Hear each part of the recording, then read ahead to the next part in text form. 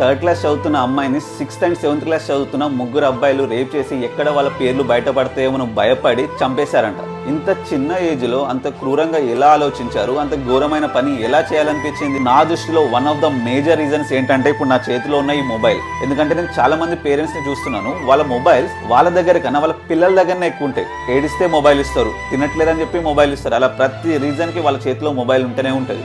వాళ్ళని వాళ్ళు ఏం సమర్థించుకుంటారు? కామెడీ వీడియోస్ చూస్తున్నారు, కార్టూన్ వీడియోస్ చూస్తున్నారు, అంతకన్నా ఇంకేం చేస్తారు? యూట్యూబ్లో అవి మాత్రమే ఉండవు కదా. నాకు తెలిసిన ఒక ఫ్యామిలీ ఉంది, వాళ్ళకి 2 పిల్లలు, ఒకరు 8th అండ్ ఇంకొకరు 9th. అయితే ఇది మార్నింగ్ 8 నుంచి నైట్ 9 వరకే. 9 దాటింది అంటే డివైస్ లాక్ అయిపోతుంది. వాళ్ళ టైం లైన్ ఓన్లీ 3 hours మాత్రమే. 3 hours మాత్రమే వాళ్ళు వాడాలి. ఆ 3 hours దాటినా మళ్ళీ లాక్ అయిపోతుంది. అండ్ అది కంప్లీట్లీ పేరెంటల్ కంట్రోల్లోనే ఉంటుంది. సో ప్రతిదీ మీరు ట్రాక్ చేయొచ్చు.